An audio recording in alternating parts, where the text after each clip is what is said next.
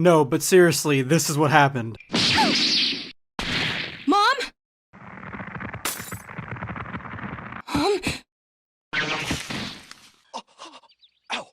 dare you! That's my... Yes, we are in Dragon Ball episode 6.3. We are finally nearing the end of this iconic series, and the continuation of this is that Bra finally jumps into action, attacking the Saiyan who slapped the shit out of Bulma. Unfortunately, she isn't even close to being strong enough to do anything about it, but we do get some dead or alive jiggle physics when it comes to Dragon Ball Absalon. I mean, come on, this is crazy. Bra swears that her father will put an end to the Saiyans. Why would she say that, you may ask? Because she believes that he still has a claim to being the prince of all Saiyans, and this pisses this guy off because to him, Vegeta is a traitor that decided to go off with Frieza and become his lapdog, which is exactly what ended up happening before Vegeta decided to do his own little revolution. And unlike other series, Bra isn't the most powerful female Saiyan in this squad, and Pan squares up with this guy in a sequence that I think has really good animation. I just think that the backgrounds are a little strange because it almost looks like an unfinished, unrendered version of like a Pixar movie or something before they add all the textures. That's kind of what this background looks like. The city looks unfinished, but the actual fighting animations are actually pretty dope in my opinion. And so she's actually doing pretty good against this Saiyan, and it looks like they're all like the same students, similar to Gohan, because they all seem to have those weighted gloves that Gohan had and removed in order to fight his own Saiyan. And Pan is just kicking this guy's ass. Honestly, this is the content that we needed. We needed Pan like this. This version, the Absalon version of Pan, I really do like this version of Pan. I like the way that she looks. I like that she is essentially looking kind of like she's going down the same turtle school as everybody else, but at the same time she's learning techniques from like MMA and boxing and stuff like that. But what ends up happening is that the stakes get turned up a lot because the Saiyan finds out that his son has just been killed by Gotenks, and in so doing he decides to fuck it. He transforms to a Super Saiyan 4 because he's not playing around anymore, because he is in pain because his son has passed away essentially, and he starts destroying Pan and her children. Pan declares that Oob is gonna come and take this guy down a notch, but he is no Saiyan. He is the guardian of the earth. She's got to put that in there, and the Saiyan just laughs off, you know, because it's hilarious, it's amusing that he's not really doing a very good job at defending not only his family but the planet Earth. Pan can't feel Oob. Even though Oob did win his fight, it could also be that Oob is completely taken over by Boo, which is going to be an interesting fight once he comes to decimate this guy.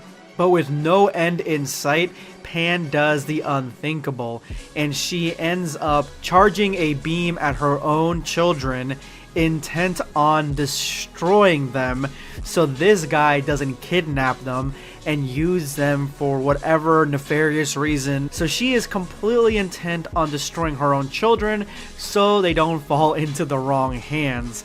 And this shows that Dragon Ball Absalon is losing its mind. This is crazy. I don't know if this is on brand for Pan or not, trying to destroy her children, but she completely snapped, and she'd rather them be taken out by her than be put in torture and pain by the evil Saiyans. But fortunately, Bra's little sister comes in to help and save them before Pan destroys them. But this little moment really gave the old Saiyan a new appreciation for Pan, because even though she's a half-breed, she's got the pride and soul of a full-blooded Saiyan. And that is when the fight gets interrupted by future Trunks. So this whole scene plays out with not only future Trunks, but a future Gohan, and they're both time patrollers.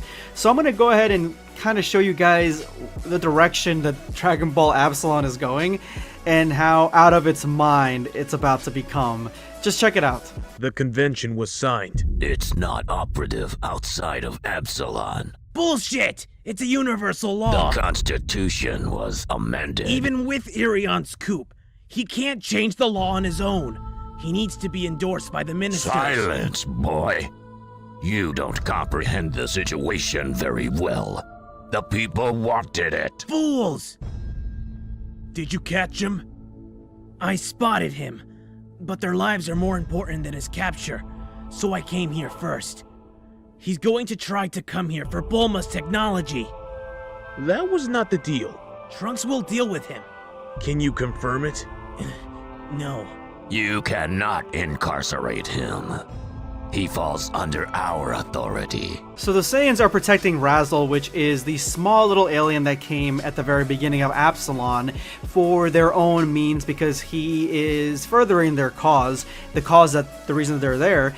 And Razzle is actually a criminal who's trying to get a hold of Bulma's technology for his own reasons. Now, the Saiyans are breaking universal law for being there, so that to me makes me believe that Absalon takes place in a different timeline or a different dimension, because the Time Patrollers are involved and they are telling them that they are breaking the law. So these guys don't seem to have the full weight of the Absalon government behind them. It seems to be like a coup or a small force that came out here on their own to do their own thing and kind of further their own cause, and that is something that the Time Patrollers will not stand. Now, I gotta tell you guys, I love this outfit for Trunks, but I fucking adore this version of Gohan. This gruff, older, future Gohan is what I needed for my soul today. This actually looks just like, very similar actually, to the OC that Daita Damochi just made a video about, Absalon versus El Hermano. The name Absalon's already in there,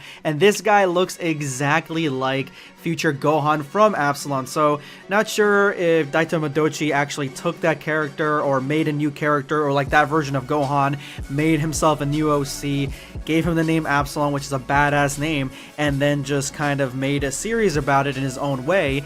Or is this something that is a kind of connected tissue to Absalon, or something that has been approved by Melavelli, which it wouldn't really have to. Obviously this is all for fun, but at the same time I'm curious to see the connection there. But yes, I absolutely love the fact that the Time Patrollers are here, and this story just got so many different layers. Like, people are complaining that Dragon Ball Super's manga and the story are just rehashing things from the past, rehashing Broly, rehashing Baby, and not really doing anything particularly new, bringing Frieza back for the 100th time and all this sort of things. Yeah, Dragon Ball Absalon and Dragon Ball fan animations as a whole, and fan mangas, they always think outside the box. This is the content that my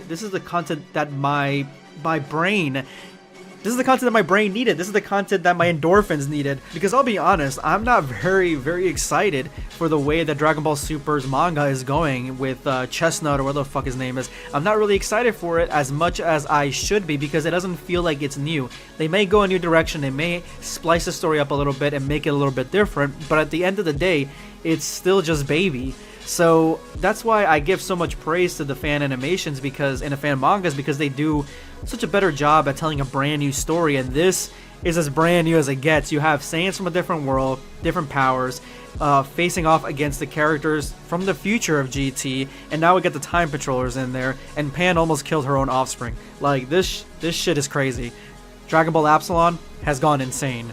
Anyway, guys, this episode ends with the declaration of war between the Saiyans and the Time Patrollers, because the Saiyans believe that not only are the Time Patrollers there to fuck up time, but they're also there to stop them from doing what they're doing. So, of course, they declared war on Time Patrollers, and again, they used the Pokeball method to summon a new Saiyan Bay, maybe? I don't know. And she's meant to take the children and kidnap everybody, and then this guy is going to face off against the Time Patrollers, and this has me hyped up for episode 7. I cannot wait. Thank you guys so much for watching the video and getting up to this point. Let's see who won. Hashtag end the video squad. Joseph Draws. Thumbnail is fire. Thank you. I always credit the thumbnail artist in the description of every video. Make sure you go ahead, show him some love, check out the original art. Thank you so much for your comments. Joseph Draws is going to be BlackScape. Signing off. Take care, guys. Subscribe for more content. Perish.